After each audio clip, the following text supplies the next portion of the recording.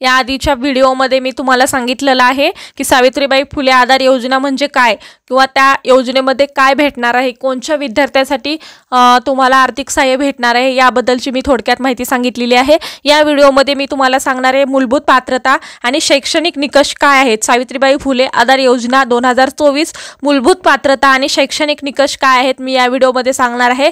तर व्हिडिओ शेवटपर्यंत पहा। अशाच नवनवीन माहितीसाठी आमच्या चॅनलला सबस्क्राइब करा, बेल आयकॉनला प्रेस करा। चला तर मग व्हिडिओला सुरुवात करूया। बघा, ज्ञानज्योती सावित्रीबाई फुले आधार योजना 2024 मूलभूत पात्रता। बघा, मूलभूत पात्रता काय आहे याबद्दल मी थोडक्यात माहिती तुम्हाला सांगणार आहे।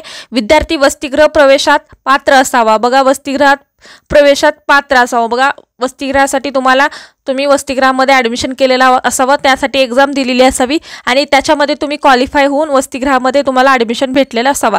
विद्यार्थी महाराष्ट्र राज्याचा रहिवासी असावा। बघा, तुम्हाला डोमासेल सर्टिफिकेट किंवा राज्याचा रहिवासी म्हणजे डोमासेल सर्टिफिकेट तुमच्याकडे असणे गरजेचं आहे। तुम्ही महाराष्ट्राचे रहिवासी आहेत याचं तुमच्याकडे सर्टिफिकेट असणं गरजेचं आहे। सक्षम प्राधिकाऱ्यांनी दिलेल्या इतर मागास प्रवर्ग, विमुक्त जाती, भटक्या जमाती, विशेष मागासवर्ग प्रवर्गाचा बघा तुमच्याकडे सक्षम प्राधिकाऱ्यांनी दिलेले इतर मागासवर्ग बघा तुमच्याकडे कास्ट सर्टिफिकेट असणं सुद्धा गरजेचं आहे।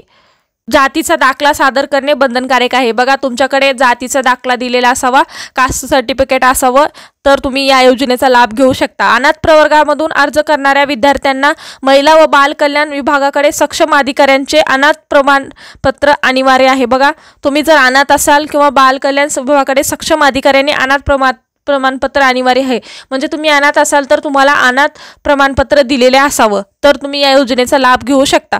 दिव्यांग प्रवर्गामधून अर्ज करणाऱ्या विद्यार्थ्यांसाठी जिल्हा चिकित्सालय बघा, दिव्यांग प्रवर्गातून अर्ज करणाऱ्या विद्यार्थ्यांना जिल्हा बघा शल्य चिकित्सालय यांचे 40% पेक्षा जास्त दिव्यांग असल्याचे प्रमाणपत्र असणे गरजेचे आहे। बघा, तुम्ही दिव्यांग प्रवर्गातून जर तुम्ही अर्ज करत असाल तर तुम्हाला या योजनेचे या अटीचे बघा प्रमाणपत्र असणे गरजेचे आहे। या अट तुम्हाला लागू होईल।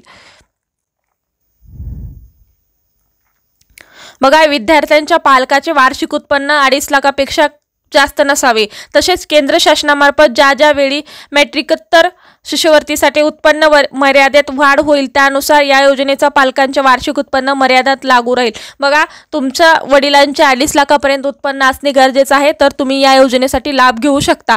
विद्यार्थ्यांना स्वतःचा आधार क्रमांक आणि राष्ट्रीयकृत बँकेचा पासबुक असणे सुद्धा तुमच्याकडे गरजेचं आहे, म्हणजे राष्ट्रीयकृत बँकेशी संलग्न करणे बंधनकारक राहील। बघा, तुमच्याकडे आधार कार्ड असणे गरजेचं आहे आणि तुमच्या बँक खात्याशी आधार संलग्न करणं गरजेचं आहे। विद्यार्थ्यांना प्रवेश घेतलेले शैक्षणिक संस्था ज्या शहराच्या तालुक्याच्या ठिकाणी आहे अशा शहरातील सदर विद्यार्थ्यांना रहिवासी नसावा।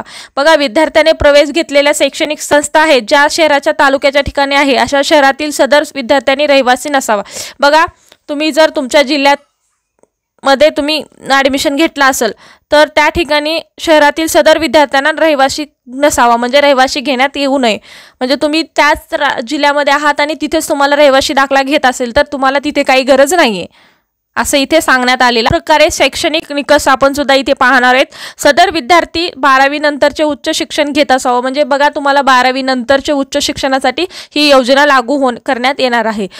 व्यावसायिक तसेच बिगर व्यावसायिक अभ्यासक्रमास प्रवेश मिळालेल्या विद्यार्थ्यांस सदर योजनेसाठी अर्ज करताना किमान 60% किंवा त्या प्रमाणपत्रात ग्रॅज्युएशन CGPA चे गुण असणे गरजेचे आहे। बघा, ग्रेड असणे किंवा CGPA गुण असणे अनिवार्य आहे। बघा, तसेच बिगर व्यावसायिक आणि अभ्यासक्रमात प्रवेश मिळालेल्या विद्यार्थ्यांस सदर योजनेसाठी अर्ज करताना बघा 60% असणे तुमचे बंधनकारक आहे।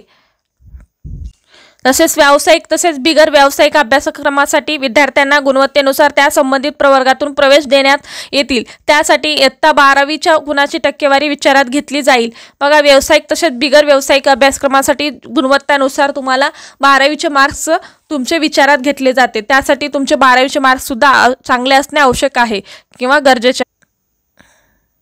सदर योजनेअंतर्गत एकूण प्रवेश संख्येच्या 70% जागा व्यावसायिक शिक्षण घेणाऱ्या विद्यार्थ्यांसाठी व 30% बिगर व्यावसायिक शिक्षण घेणाऱ्या विद्यार्थ्यांसाठी असतील। बघा, 60% व्यावसायिक विद्यार्थ्यांसाठी जागा फिक्स असतील आणि 30% जागा शिक्षण घेणाऱ्या बिगर व्यावसायिक शिक्षण घेणाऱ्या विद्यार्थ्यांसाठी असतील। निवडलेल्या विद्यार्थ्यांना संबंधित अभ्यासक्रम पूर्ण होईपर्यंत लाभास पात्र राहतील। बघा, तुम्हाला एकदा तुम्ही स्कॉलरशिपचा फॉर्म भरला आणि तुम्ही दरवर्षी तो भरू शकता आणि तुम्हाला एकदा लाभ भेटला तर तुम्हाला दरवर्षी, तुमचं जर डिग्री 4 वर्षाचा असेल तर तुम्हाला 4 वर्षे भी लाभ भेटेल। अशा पद्धतीने इथे सांगण्यात आलेलं आहे। निवडलेला विद्यार्थी संबंधित अभ्यासक्रम पूर्ण होईपर्यंत लाभास पात्र राहील असं या अटीमध्ये सांगण्यात आलेलं आहे। बघा, त्याच पद्धतीने मान्यताप्राप्त महाविद्यालय संस्थेमध्ये व मान्यताप्राप्त अभ्यासक्रमासाठी विद्यार्थ्यांचा प्रवेश मिळालेला असावा। बघा, तुम्हाला लाभ घेण्यासाठी तुम्ही एकदा फॉर्म भरलात तर तुम्हाला तुमची डिग्री होईपर्यंत तुम्हाला लाभ भेटण्यात येणार आहे, पण तुम्ही मान्यताप्राप्त महाविद्यालयात संस्थेमध्ये व मान्यताप्राप्त अभ्यासासाठी विद्यार्थ्यांचा प्रवेश घेतलेला असावा किंवा मिळालेला असावा तरच तुम्हाला या योजनेचा लाभ भेटेल। एका शाखेची पदवी किंवा पदव्युत्तर अभ्यासक्रमासाठी या योजनेचा लाभ घेतल्यानंतर पुन्हा इतर शाखेची पदवी किंवा पदव्युत्तर अभ्यासक्रमासाठी प्रवेश घेतल्यास विद्यार्थ्यांना या योजनेचा लाभ अनुदेय राहणार नाही। बघा, तुम्ही एका शाखेची पदवी किंवा पदव्युत्तर अभ्यासक्रमासाठी या योजनेचा लाभ घेतल्यानंतर पुन्हा तुम्ही दुसऱ्या योजनेसाठी पण लाभ घेतो म्हणलं तर हे अनुदेय राहणार नाही किंवा लाभ भेटणार नाही। अशा प्रकारचं या अटीमध्ये सांगण्यात आलेलं आहे। पहा, 8वी योजना काय आहे। योजनेअंतर्गत लाभ मिळवण्याकरिता विद्यार्थ्यांची महाविद्यालयीन उपस्थिती किमान 75% असावी। तथापि एखाद्या विद्यार्थ्यांच्या उपस्थितीबाबत शंका निर्माण झाल्यास संबंधित महाविद्यालयामध्ये विद्यार्थ्यांच्या उपस्थितीबाबत शहानिशा करून विद्यार्थ्यासह देय असलेल्या रकमेस अदा करण्याबाबत संबंधित सहाय्यक संचालक इतर मागास बहुजन कल्याण कार्यालयाकडून योग्य तो निर्णय घेण्यात यावा। बघा, तुमची 75% तथापि उपस्थिती असणे गरजेचं आहे। त्याच्यापेक्षा कमी असेल तर तुमची चौकशी केली जाईल। इथे ते सांगण्यात आलेलं आहे। शेवटची आणि लास्ट अट बघा, शैक्षणिक पात्रता काय आहे। निवड करण्यात आलेल्या विद्यार्थी संबंधित अभ्यासक्रम पूर्ण होईपर्यंत लाभास पात्र राहील, मात्र विद्यार्थ्यास प्रत्येक वर्षी त्या अभ्यासक्रमाच्या परीक्षेत उत्तीर्ण होणे अनिवार्य आहे।